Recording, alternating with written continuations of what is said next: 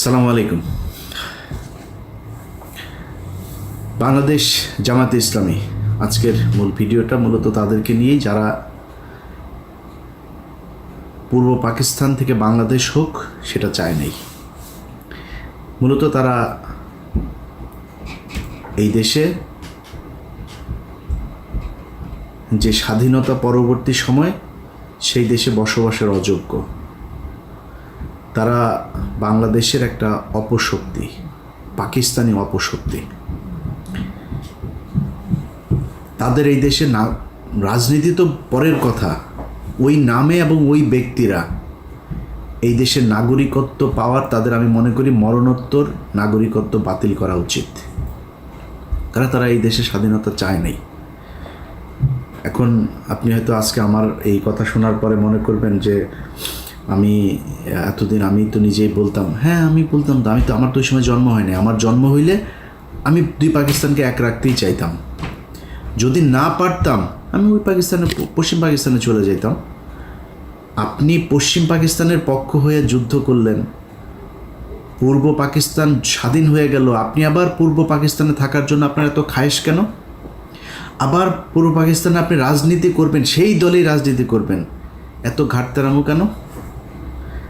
আপনাদের এই ঘাটতেরামোর কারণে আজকের এই বাংলাদেশে অসংখ্য মানুষ গুম হয়, খুন হয়, ধর্ষিত হয়, ধর্ম পালনের সমস্যা হয়, ইসলাম পালনের সমস্যা হয়, এই দেশের দাড়ি টুপি রাখতে সমস্যা হয়।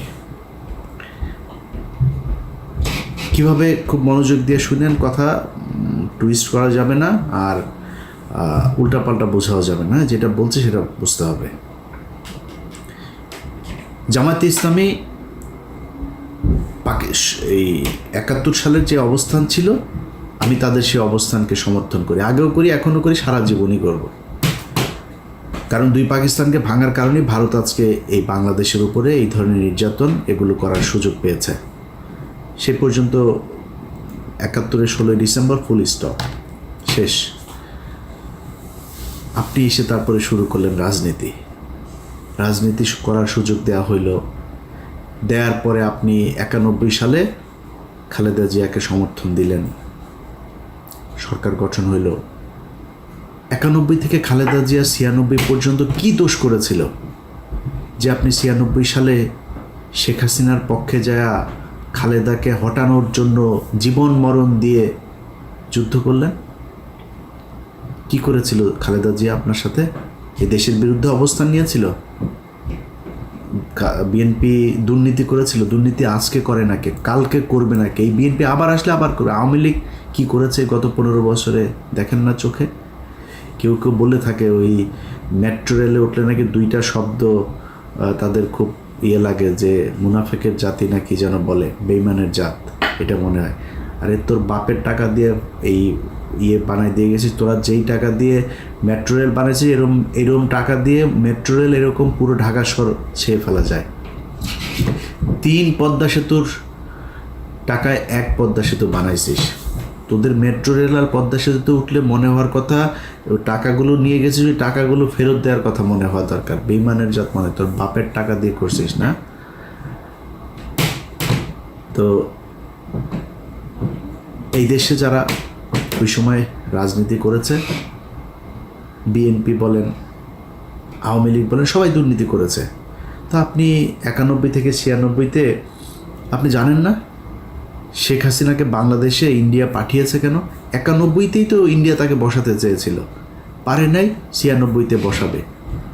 আপনার এইটুক দূরদর্শিতা নিচে চুল গজায় নেয় আপনার, যে আপনি বুঝেন না যে হাসিনাকে দিয়ে তারপরে এই দেশটাকে ভারত নিয়ন্ত্রণ করবে।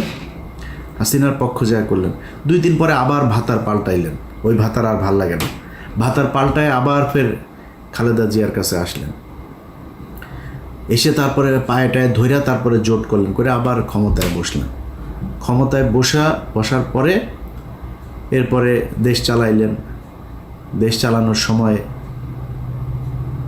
যা যা হয়েছে, যেভাবে চলেছে, সেখানে তো আপনার বুঝার আমার মনে হয় না যে কোনো সমস্যা হয়েছে যে খালেদা জিয়া কী চায়, খালেদা জিয়া কি আসলে ভারতের লোক না কিসের লোক। যদি সমস্যা হতো তাহলে তো ওই সময় চলে আসতেন, সরেন নাই তো, তাদের সাথেই ছিলেন। আসলো 2024, মাঝখানের পুরোটা সময় বাদ দিলাম বিরোধী দলে। 24 আসার পরে আগস্টে হাসিনারে সরাইলেন, সরানোর পরপর বিএনপি আবার খারাপ হয়ে গেল। কারণ কি?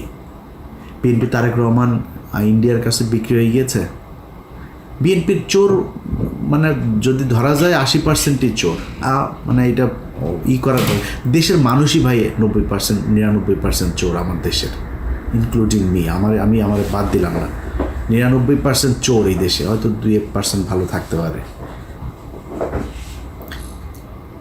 তো বিএনপি চুরি করেছে, ওটা বাদ। বিএনপি আওয়ামী লীগ এই ইন্ডিয়ার সাথে কিছু করেছিল নাকি? খালেদা জিয়া তারেক রহমান বিক্রি হয়ে গিয়েছিল, 5 তারিখে বিক্রি হয়েছিল। তো 5 তারিখের পরে বিএনপি খারাপ হয়ে গেল কেন হঠাৎ আপনার কাছে? আপনার বাল গজায় নাই যে এই আপনি যদি বিএনপির সাথে দ্বন্দ্ব করেন তাইলে ইন্ডিয়া আবার এখানে ঢুকবে? আচ্ছা, আপনি বললেন যে আপনি কি সবাই মাফ করে দিয়েছেন আপনি আওয়ামী লীগকে। চাচার সমস্যা কি? ভিডিও টিডিও আছে নাকি রয়ের কাছে? টাকা পয়সা লেনদেনের কোনো কিছু আছে? সমস্যাটা কোথায়? আপনি এসে বললেন মাফ করে দিলাম, তো আপনার কথা হওয়ার কথা না। আরে ভাই, গত 15 বছর এই দেশটা ইন্ডিয়ার কাছে বিক্রি করে দিয়েছিল। আপনি সেই দেশের স্বাধীন হবার পরে আপনি তাদেরকে মাফ করে দিয়া তারপরে তাদেরকে নিয়ে থাকতে চান। কারণ কি? সমস্যাটা কি? এটা তো বলা দরকার মানুষের কাছে। এ কোন কারণে, কি স্বার্থ দেখে বা কোন যুক্তিতে আপনি তাদেরকে মাফ করে দিচ্ছেন এত তাড়াতাড়ি?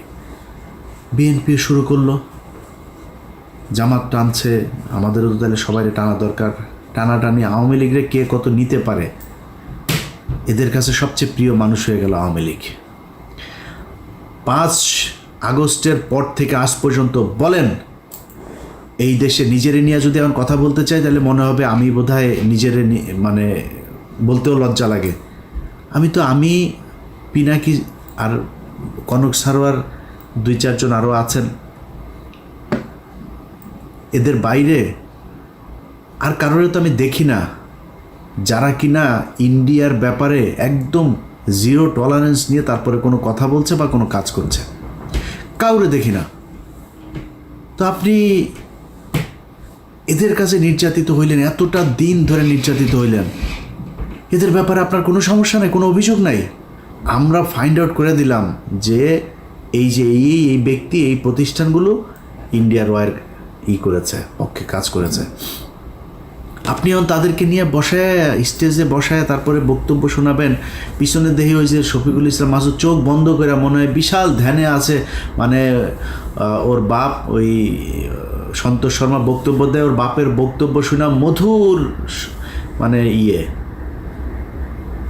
স্টেজে দাঁড়ায় রয়েছে, পিছনে বডিগার্ডের মতো, সোহরাওয়ার্দীর বডিগার্ড শেখ মুজিবের মতো ওইভাবে দাঁড়ায় আছে। এটা এই জন্য এই 15 বছর এই জন্য মানুষ জীবন দিয়েছে। আপনার এই প্রোগ্রামটা যারা অর্গানাইজ করেছেন তাদেরকে, সেই জামাতের নেতা যারা সন্তোষ শর্মাকে দাওয়াত দিয়েছেন, সে ব্যক্তিগুলোকে একটু বলি যে মনে করেন আপনারা অলমোস্ট সবাই জেলে গিয়েছেন আমি যতটুকু জানি। জেলে যাওয়ার পরে আপনার স্ত্রী বা মেয়েকে পুলিশ আপনাকে ক্রস ফায়ার দিবে এটা মনে করে তারপরে ধর্ষণ করেছে, ধর্ষণ করে পেটে বাচ্চাও দিয়ে দিয়েছে। অ্যাবর্শন তো আর করাইতে পারে না লজ্জায় শরমে। আপনাদের ঘরে যদি ওরকম একটা বাচ্চা টাচ্চা যদি থাকে, মনে করেন থাকে, কেমন লাগবে? আসতে কি না ওইটাও তো আল্লাহই জানে। থাকতে পারে না? কেন বললাম জানেন কথাটা? আলেপের কথা মনে আছে? আমার এই চ্যানেলে একটু পিছনে যায় ভিডিওগুলো দেখেন। এই পুলিশ অফিসার এক ব্যক্তিকে ধরে তার স্ত্রীকে তার স্বামীর ক্রস ফায়ারের ভয় দেখিয়ে রোজা ভাঙিয়ে রোজার মাসে তারপরে ধর্ষণ করেছে। দেখেছেন আমার এই চ্যানেলে ভিডিওটা? এরকম 16 জন আমাদের বাংলা এডিশন অফিসে গিয়েছিল। তো বাংলা এডিশনের কাছে যারা গিয়েছে ওরা তথ্য দিতে চায়, নাম টাম বলার পারমিশন দিচ্ছেন। তা বললাম নাম টাম কিছু যদি না বলি, কোনো পুলিশের নাম বলতে দেবেন না, ওরা লজ্জায় কারণে বলতে চায় না। তো এখন ওই ব্যক্তি শুধু আমাদের কাছে বক্তব্য দিয়েছিল, কারণ ওর স্ত্রী মারা গিয়েছে।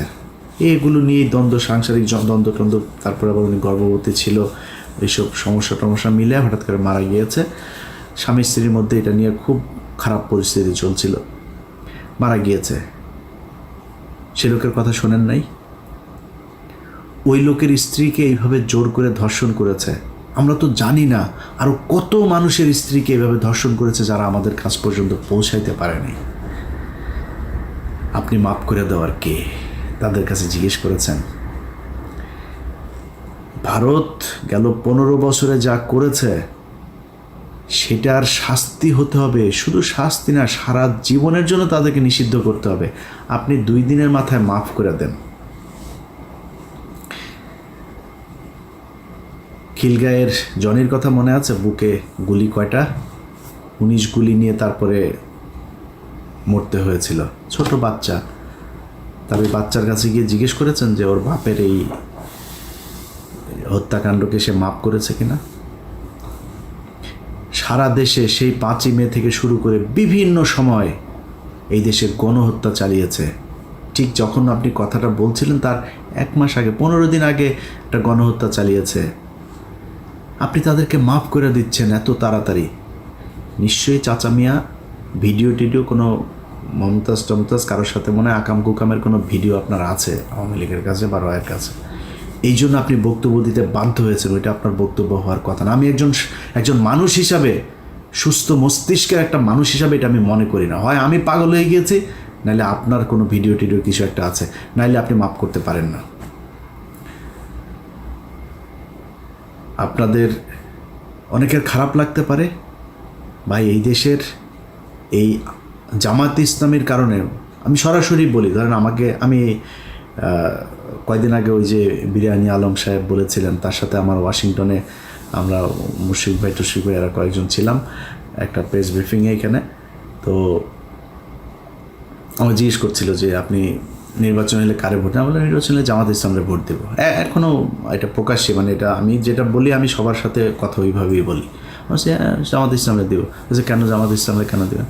বললাম জামাত ইসলাম বিএনপি দুইটা আমার কাছে সমান্তরাল, কিন্তু যেহেতু ওরা ইসলামটাকে একটু প্রিফার করে তো আমি এই কারণে জামাত ইসলামকেই ভোটটা দিব। বাট আমি বিএনপিকেও পছন্দ করি, এখনও বলছি।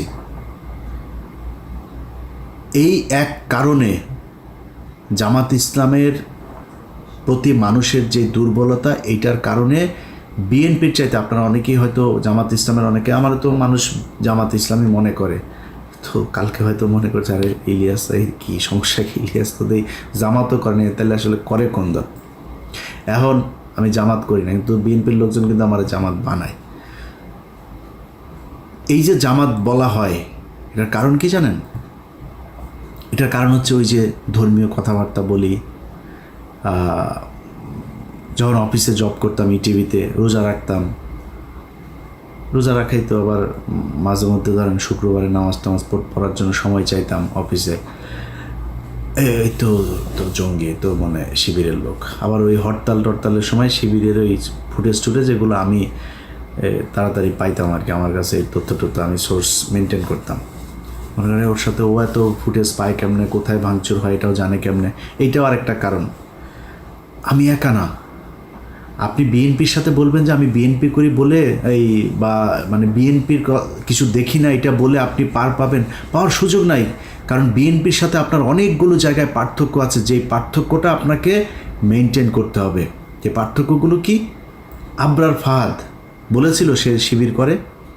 আবরার ফাহাদকে হত্যা করা হয়েছে শিবির সন্দেহে, জানেন না?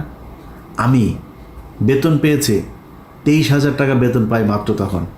বেতনের পুরো টাকাটা নিয়ে তারপরে যে কোনো জামাত ইসলামের কোনো একটা জায়গায় দিয়ে এসছি। এটা একটা রসিদ ছিল, সেই রসিদটা আমার ডয়ারে ছিল।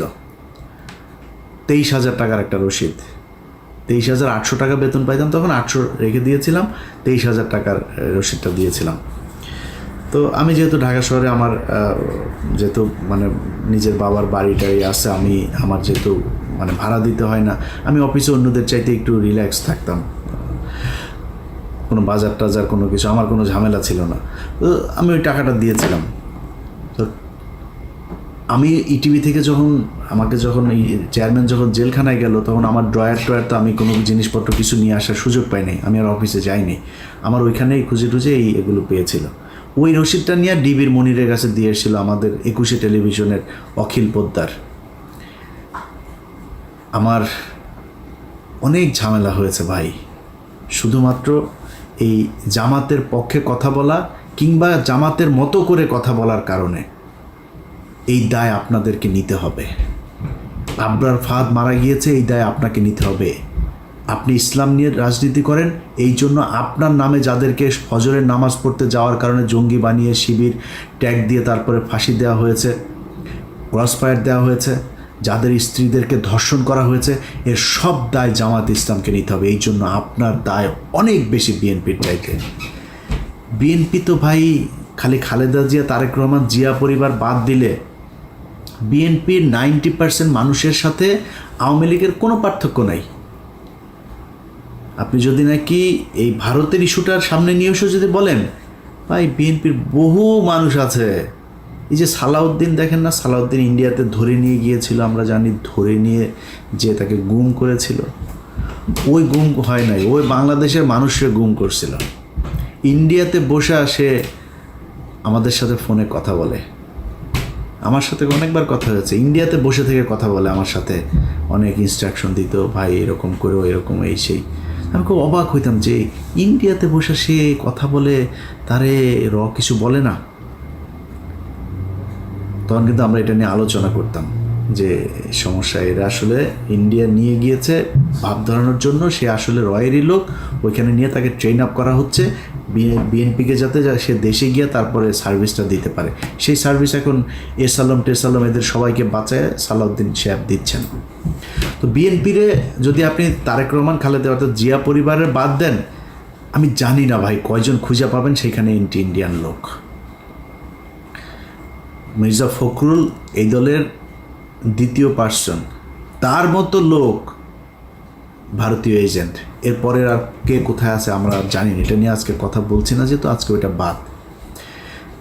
তো মানুষের প্রত্যাশা জামাত ইসলামের উপরে অনেক বেশি, বিশেষ করে ভারতের ক্ষেত্রে, কারণ ভারতের সাথে আপনারা 71-এ হেরেছেন।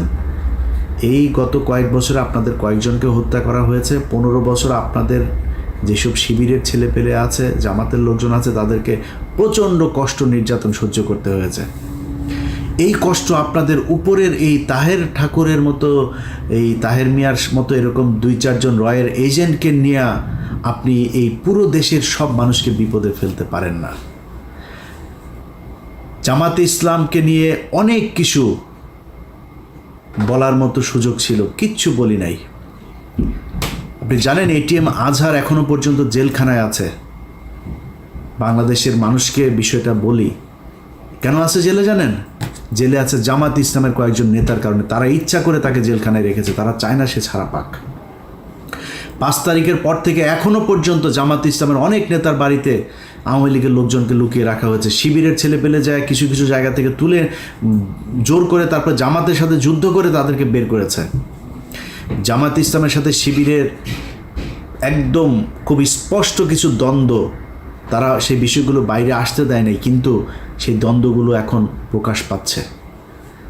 জামাত ইসলাম, ইসলামী ছাত্র শিবির থেকে শুরু করে যারা এই দলের সমর্থক কর্মী, যারা যেখানে আছেন, আপনারা যদি মনে করেন ভাই সন্তোষ শর্মার মতো লোককে এরকম একটা জায়গায় জায়গা দিয়ে জামায়াতে ইসলাম ভালো কাজ করেছে এবং আপনারা সেটাকে সমর্থন দেবেন, আমার কোনো সমস্যা নাই।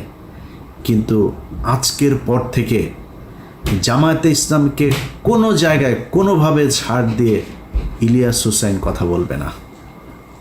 আপনাদের সম্মান থাকলো কি না থাকলো যায়ও না আসেও না, কারণ এই জামায়াতে ইসলাম আর আওয়ামী লীগের মধ্যে কোনো পার্থক্য নাই।